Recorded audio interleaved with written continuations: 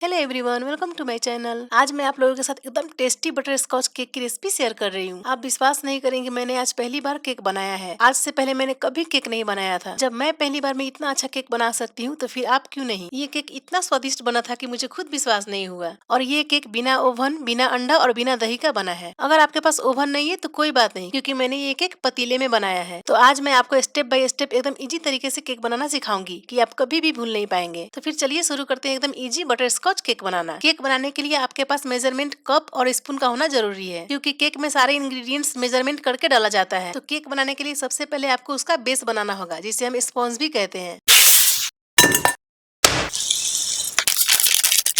तो इसके लिए आप एक छन्नी में 1 कप मैदा, आधा छोटी चम्मच बेकिंग पाउडर, आधा छोटी चम्मच बेकिंग सोडा और 1 चुटकी नमक डाल दीजिए और इन सबको अच्छे से छान लीजिए। तो ये हमारा ड्राई इंग्रेडिएंट्स रेडी हो गया।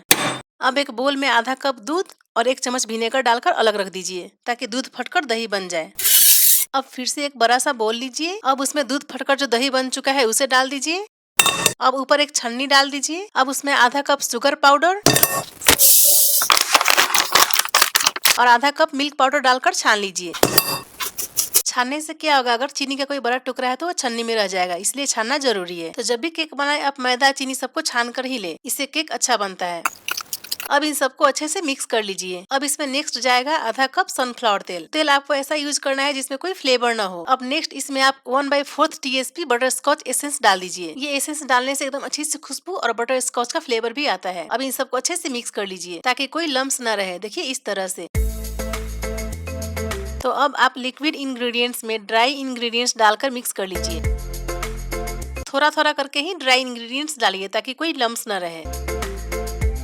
आप इस तरह से विक्स की मदद से अच्छे से मिक्स कर लीजिए। अगर आपको लगे कि यहाँ पे आपका बैटर गाढ़ा है तो यहाँ पे आप 1 से 2 चम्मच दूध डाल सकते हैं। तो देखिए यहाँ पे हमारा बैटर रेडी हो गया है। बैटर की कंसिस्टेंसी ऐसी होनी चाहिए।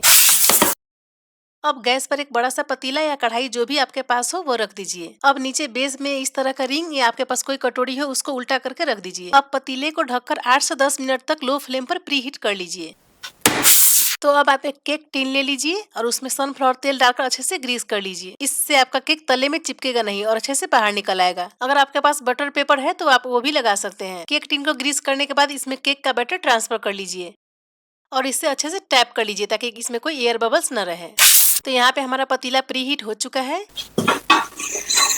अब इसमें केक टिन डालेंगे। तो यहाँ पे आपको एकदम सावधानी से केक टिन को अंदर डालना है, नहीं तो हाथ भी जल सकता है। केक टिन को अंदर डालकर फिर से लीड लगा दीजिए और इसे लो फ्लेम पर 25 से 30 मिनट तक पकने दीजिए। आधा घंटा बाद आप इस तरह से टूथपिक लगाकर चेक कर सकते हैं केक रेडी हुआ है कि नहीं। अगर आपका टूथपिक साफ निकले तो इसका मतलब केक रेडी हो चुका है। अगर केक रेडी नहीं हुआ है तो आप 3 से 4 मिनट तक और स्टीम कर सकते हैं। यहाँ पे केक रेडी हो चुका है। अब एकदम सावधानी से आप केक को बाहर निकालिए। केक अभी गर्म है तो आप इसे थोड़ी देर ऐसे ही छोड़ दीजिए, ताकि ये ठंडा हो जाए। ठंडा होने के बाद ये अच्छे से केक टिन से बाहर निकल जाएगा। जब तक केक ठंडा हो रहा है तब तक आप बटर स्कॉच चंक्स बना लीजिए। तो इसे बनाने के लिए यहाँ पे आपको आधा कप बादाम लेना होगा। अब बादाम को एकदम छोटे छोटे टुकड़े कर लीजिए। अगर आपके पास इस तरह का ड्राई फ्रूट चॉपर है तो फिर आप उसी का यूज कीजिए। आप इस चॉपर की मदद से एकदम पतले पतले स्लाइसेस में ड्राई फ्रूट को चॉप कर सकते हैं। इससे घंटों का काम मिनटों में हो जाता है। तो यहाँ पे मैंने सारे बादाम को चॉप कर लिया है। बटर स्कॉच चंक्स बनाने के लिए गैस पर एक पैन रख दीजिए। अब उसमें 1/3 कप चीनी डाल दीजिए। अब चीनी को खुद मेल्ट होने दीजिए। आपको यहाँ पे चम्मच से चलाने की कोई जरूरत नहीं है। गैस का फ्लेम एकदम लो रखिएगा। देखिए चीनी धीरे धीरे खुद मेल्ट हो रहा है। अब स्पैचुला की मदद से शक्कर को धीरे धीरे मिक्स करेंगे। शक्कर को कम्प्लीटली मेल्ट होने दीजिए। तो देखिए यहाँ पे शक्कर कम्प्लीटली मेल्ट हो चुका है। शक्कर जब मेल्ट हो जाए तो नेक्स्ट इसमें आप 1 चम्मच बटर ऐड कर दीजिए और इसे भी अच्छे से मिक्स कर लीजिए। तो देखिए यहाँ पे शक्कर और बटर दोनों एक दूसरे के साथ अच्छे से मिक्स हो चुके हैं और हमारा कैरेमल सॉस बनकर तैयार हो चुका है। अब इसमें क्रस्ट बादाम डालकर अच्छे से मिक्स कर लीजिए। तो देखिए अच्छे से मिक्स करने के बाद यहाँ पे परलायन बनकर भी तैयार हो चुका है। अब आप एक प्लेट पर बटर पेपर डाल दीजिए। अब उस पर ये परलायन डालकर स्पैचुला की मदद से फैला लीजिए। देखिए इस तरह से चारों तरफ फैला लीजिए और इसे कुछ समय के लिए ठंडा होने के लिए छोड़ दीजिए। परलायन ठंडा हो रहा है तब तक हम केक की फ्रॉस्टिंग के लिए क्रीम तैयार कर लेते हैं। तो इसके लिए मैंने यहाँ पे 2 छोटे वाले अमूल क्रीम लिया है। आप कोई सा भी क्रीम ले सकते हैं और ये एकदम चिल्ड है, क्योंकि मैंने इसे फ्रीज में रखा हुआ था। अब आप एक चिल्ड बोल में क्रीम को निकाल लीजिए। अब आप क्रीम को व्हिप कर लीजिए। आपको क्रीम तब तक व्हिप करना है जब तक इसमें स्टिफ पिक ना आ जाए। क्रीम व्हिप करने के लिए आप यहाँ पे इलेक्ट्रिक बीटर का ही यूज कीजिएगा। इलेक्ट्रिक बीटर से क्रीम अच्छे से व्हिप होता है। आपको 3 स्टेप में क्रीम को व्हिप करना है। क्रीम व्हिप करने में आपको 8 से 10 मिनट लगेंगे। सबसे पहले आप लो स्पीड पर 3 मिनट तक व्हिप कीजिए, फिर मीडियम स्पीड पर भी 3 मिनट तक व्हिप कीजिए और लास्ट में हाई स्पीड पर 3 से 4 मिनट तक व्हिप कर लीजिए। हाई स्पीड पर क्रीम को व्हिप करने से क्रीम में एकदम थिक स्टिफ पिक आते हैं। तो देखिए यहाँ पे क्रीम का टेक्सचर यहाँ पे कितने अच्छे स्टिफ पिक आए हैं। तो क्रीम रेडी हो चुका है। अब इसमें 8 से 10 ड्रॉप बटर स्कॉच एसेंस डालकर मिक्स कर लीजिए।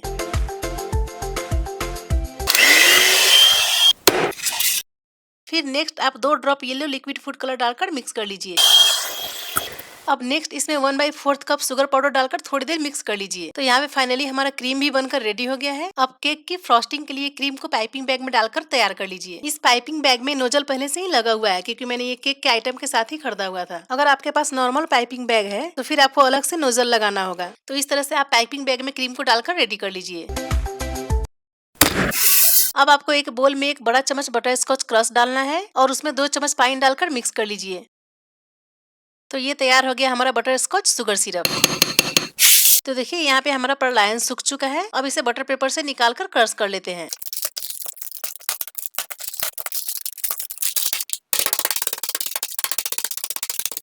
तो ये रेडी हो गया हमारा बटर स्कॉच चंक्स।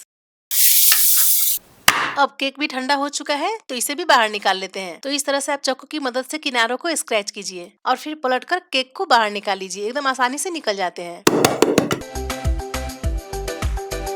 तो ये देखिए यहाँ पे हमारा केक का बेस रेडी हो चुका है। देखिए कितना स्पॉन्जी बना है केक। तो फाइनली हमारी सारी अरेंजमेंट हो चुकी है। अब केक बनाना शुरू करते हैं। तो अब आपको क्या करना है, केक की जो ऊपरी परत है उसको थोड़ा सा काट कर चाकू से हटा दीजिए ताकि स्पॉन्ज फ्लैट हो जाए। अब आप केक को 3 लेयर में काट लीजिए। अगर आपके पास केक काटने वाला चाकू है तो आप उसकी मदद से काट सकते हैं, लेकिन हर किसी के पास वो चाकू अवेलेबल नहीं होता है, इसलिए मैं धागे से काटकर दिखा रही हूँ। तो इस तरह से आप चाकू की मदद से केक को 3 पार्ट में डिवाइड करके निशान लगा लीजिए।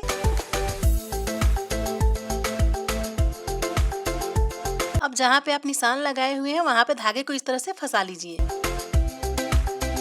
अब धागे को विपरीत हाथों से पकड़कर इस तरह से धीरे धीरे तानिए। इस तरह से केक एकदम आसानी से बराबर कट जाते हैं। तो देखिए यहाँ पे कितनी अच्छी लेयर निकल कर आई है।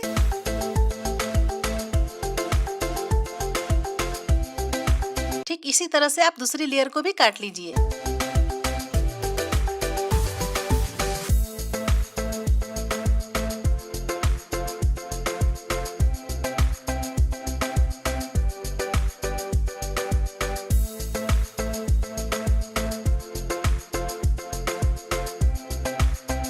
तो देखिए मैंने यहाँ पे तीनों लेयर को काट लिया है। तो चलिए अब केक की फ्रॉस्टिंग करते हैं। तो सबसे पहले मैं यहाँ पे बेस पे थोड़ा सा बटर स्कॉच क्रीम लगा रही हूँ। इससे आपका केक इधर उधर मूव नहीं होगा। क्रीम लगाने के बाद अब आपको पहली लेयर को रखना है। अब आप बटर स्कॉच शुगर सिरप से मोइस्ट कर लीजिए। इस तरह से देखिए मैं ब्रश की मदद से चारों तरफ शुगर सिरप डाल रही हूँ। इससे केक एकदम सॉफ्ट बनता है। अगर आप शुगर सिरप नहीं डालिएगा तो आपका केक एकदम हार्ड बनेगा।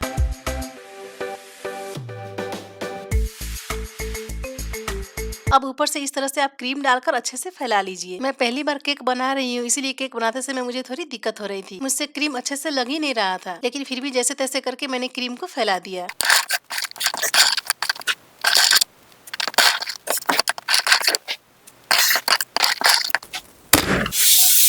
क्रीम को फैलाने के बाद अब ऊपर से आप इस तरह से बटर स्कॉच क्रश डाल दीजिए। आपको यहाँ पे 1 बड़ा चम्मच क्रश डालना है और उसे भी अच्छे से फैला लेना है।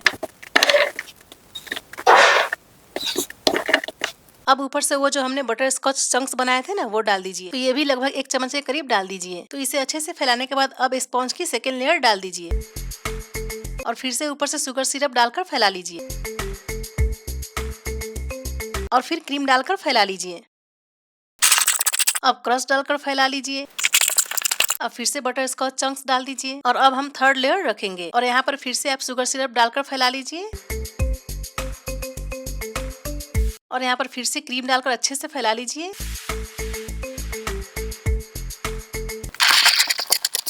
अब साइड्स में भी पाइपिंग बैग की मदद से क्रीम लगा लीजिए इस तरह से। तो देखिए मैं यहाँ पे अच्छे से क्रीम नहीं लगा पा रही हूँ, पर कोई बात नहीं क्योंकि ये घर के लिए ही है। इसी तरह से केक बनाते बनाते हैबिट हो जाएगा और अच्छे से केक बनाना सीख लूंगी मैं। तो देखिए यहाँ पे मैंने चारों तरफ से क्रीम लगा दिया है और आप लोग ये क्रीम देखकर हंसीएगा नहीं क्योंकि बहुत ही फनी दिख रहा है क्रीम। तो क्रीम लगाने के बाद अब आपको यहाँ पे प्रालिन या बटर स्कॉच चंक्स जो भी बोले आप उसे चिपकाना है। तो इस तरह से आप हाथों से प्रालिन को स्प्रिंकल करते जाइए और ये चिपकता चला जाएगा।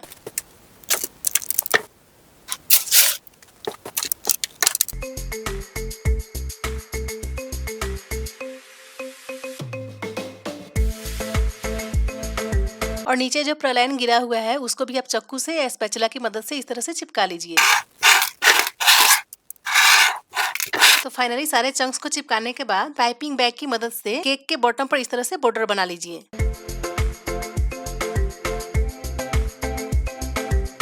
तो देखिए मैं इस तरह से बॉर्डर बना रही हूँ। ये मेरा पहला केक है तो ठीक ठाक ही बन रहा है, उतना बुरा भी नहीं लग रहा है। तो बॉटम पर बॉर्डर बनाने के बाद अब आपको टॉप पर भी बॉर्डर बनाना होगा। तो आपको जैसा मन करे वैसा डिजाइन बना सकते हैं। जैसे हम लोग हाथों पर मेहंदी लगाते हैं ना, वैसा ही सोच कर बनाइएगा तो अच्छे से बन जाएंगे। तो देखिए इस तरह से मैंने बॉर्डर बना लिया है। मेरे पास इस तरह का गोल्डन और सिल्वर कलर का बड़े वाले स्प्रिंकल्स हैं, तो मैं इसी से सारा केक डेकोरेट करूंगी। आपको जैसा मन करे उस तरह से केक को डेकोरेट कर सकते हैं। अगर आपके पास स्प्रिंकल नहीं है तो आप चॉकलेट से डेकोरेट कर सकते हैं। चारों तरफ गोल्डन मोती को लगाने के बाद बीच में इस तरह से बटर स्कॉच चंक्स डाल रही हूँ।